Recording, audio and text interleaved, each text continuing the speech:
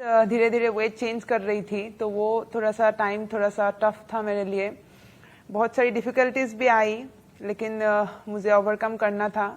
लेकिन जब से मैंने ये नया वेट कैटेगरी में मैंने खेलना शुरू किया, अभी इसको लगा के 4 कंपटीशन, 2 नेशनल और एक एशियन चैंपियनशिप और वर्ल्ड चैंपियनशिप में, चारों में ही मैं चैंपियन बनी।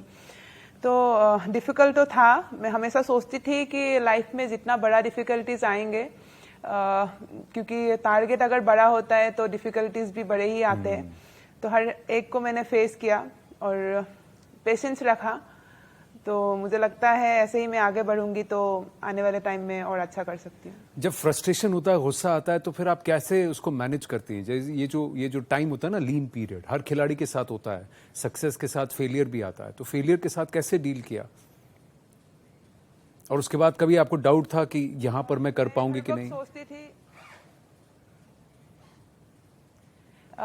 मैं सोचती हूँ कि हर एक चीज हमारे हाथ में नहीं होता है। हमें जितना चीज पाना होता है, भगवान हमें उतना ही देता है।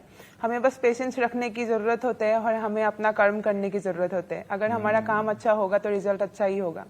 तो उसी विश्वास को रखती हूँ मैं, और भगवान के ऊपर विश्वास रखती हूँ, और मुझे लगता है कि अगर मैं अच्छा करूंगी तो अच्छा ही होगा। अर्जुन के हाथ में धनुष था जब कृष्ण ने ये कहा। आप बॉक्सिंग ग्लव्स लेके गीता का पाठ पढ़ा रही हैं लवलीना, बहुत डीप बात कह गई आप।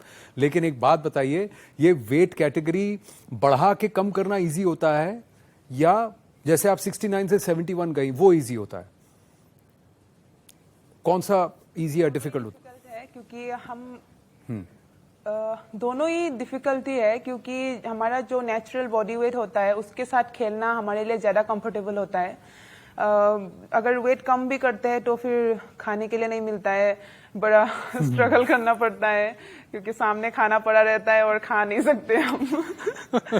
और बढ़ाने के लिए भी बहुत सारे रूल रेगुलेशन होता है, हर एक चीज नहीं खा सकते। हाँ। क्योंकि जंक फूड खाने से या कुछ भी खाने से मसल ड्रॉप हो सकता है। हाँ। प्रोटीन इंटेक बढ़ाना पड़ता है, भूख नहीं लगने से भी खाना पड़ता है। तो दोनों ही डिफिकल्ट है, किसी भी चीज को इजी नहीं बोल सकते हम। और स्पोर्ट्स एक तपस्या होता है, तो उसके लिए तो मुश्किलें तो आएंगे किसी में भी। आपके बगल में जो है वो तो कबड्डी खेलने के बाद बॉक्सिंग खेलने आई हैं, और उन्होंने वेट अप भी किया है, ड्रॉप भी किया है। अभी तो उनको फिलहाल एक तकिया मिल जाए तो सो जाएंगी, है ना सविति जी?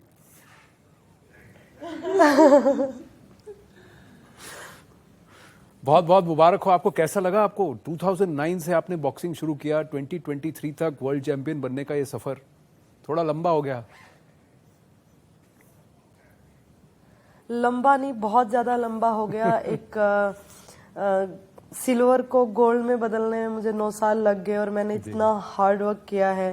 और हार्ड वर्क के साथ भी मैंने सब चीजें छोड़ दी, कि मैंने ये करना छोड़ दिया कि मुझे ये चीज पानी है, वो चीज पानी है। बस मैं अभी जब से मैंने ये सोचना स्टार्ट किया ना कि जो मेरा काम है, मैं अभी जैसे प्रे करती हूँ तो मैं माता रानी को बोलती हूँ कि माँ मेरा काम है मेरे कर्म करना, आपका काम है, मुझे देना ना देना वो आपका काम है, आप कीजिए, बस मैं अपना कर्म कर रही हूँ और मुझे किसी चीज की चिंता नहीं है। तो फिर जब से मैंने ये चीज स्टार्ट की है तो मेरी लाइफ में जो इतना हार्डवर्क जो मैंने किया है तो उसका मुझे मिलने भी लगा है। तो मैं सब यही बोलना चाहूंगी कि जब से हमें ना हमारी लाइफ में बहुत सारी चीजें होती है, लेकिन हमें ना उसका शुक्रिया अदा कभी नहीं करते हैं। और हमारे जब से हम उन चीजों का हम शुक्रिया अदा करते हैं और उनके ऊपर जो हमें चाहिए उनके ऊपर काम करते हैं बगैर फल की चिंता किए, तो हमें वो चीजें मिल जाती है और बहुत इजीली मिल जाती है। देखिए कितने लोग थे जिन्होंने कहा सवीटी तुमसे हो जाएगा, और कितने लोग थे जिनसे कहा तुमसे ना होगा। 2022 में आपकी शादी भी हुई, वो भी दीपक हुड्डा जैसे कबड्डी प्लेयर से, उसके भी आपको बिलेटेड कंग्रेचुलेशंस। बट फिर क्या लोग ऐसे थे सवीटी अभी छोड़ दो अब नहीं होगा, उनको आप क्या कहना चाहेंगे? देखिए बिल्कुल आपकी लाइफ में ना जैसे ही आपका डाउन टाइम आता ना, आपके बारे में बुरा बुरा बोलने वाले बहुत सारे लोग होते हैं, और मेरी लाइफ में ऐसे लोगों की बिल्कुल भी कमी नहीं रही है।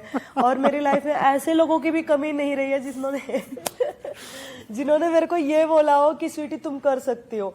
और ये बिलीव मेरे माँ, मेरे पापा का और दीपक का मेरे अंदर बिलीव था कि, और मेरे भाई बहन का मेरे अंदर बिलीव था कि हाँ मैं कर सकती हूँ। तो वो लोग मतलब मेरे ऊपर बिलीव करते थे और मेरे को बोलते थे कि स्वीटी तू कुछ भी कर सकती है। और वो चीजें मैंने अभी कंटिन्यू की। और शादी के बाद जैसे कि मैं और दीपक 6 महीने बाद शादी होते ही वो अलग चले गए थे, मैं अपने कैंप में आ गई थी, वो उनकी लीग स्टार्ट हो गई थी। तो हम बिल्कुल अलग रहे, हम एक दूसरे से मतलब बहुत त्याग किए हम लोगों ने, और उसका फल भी हमें मिल रहा है। होप सो कि मैं आगे भी इंडिया को ऐसे प्राउड फील करवा पाऊं। और जो बात बिलीव की है, तो किसी को आपके ऊपर बिलीव हो या ना हो, लेकिन मुझे खुद के ऊपर बिलीव था कि हाँ मैं कर सकती हूँ। क्योंकि मुझे खुद के ऊपर से ज्यादा मुझे मेरे भगवान पर बिलीव था, क्योंकि वो है ना कभी किसी को निराश नहीं करता। जब आपने कर्म अच्छा किया है ना, अपना कार्य आपने अच्छा किया है ना, तो आपको अच्छा जरूर मिलता है। वो किसी को भी निराश नहीं करता। आज कल परसों आपको जरूर मिलता है। बिल्कुल। लेकिन एक बात बताइए स्वीटी, इससे पहले कि मैं वापस, आजकल सब बोलते हैं ये मेरा है अपना नहीं आप क्योंकि मुझे परसों ही मिला है, क्योंकि मुझे 9 साल में मिला है। क्योंकि आजकल में तो मैं आपको बताऊं स्वीटी, आपके बगल में जो बैठे हैं ना, बोलती परसों उनके आपके बगल में जो बैठे हैं एक हाथ छोड़ के, दैट इज निखत, उनको भी परसों ही मिला है। उनको भी, उनके मन में भी कभी कभार था कि मुझे तो ये 4-5 साल पहले मिल जाता, मुझे रुकना पड़ा उसके लिए। क्यों निखत? लेकिन जी बोलिए स्वीटी, आराम से। और पर मैं बस ये पूछना चाहता हूं कि दीपक को मेडल दिखा के swag, so we'll try and get her back. She's just having a glass of water and then she'll come back. But ये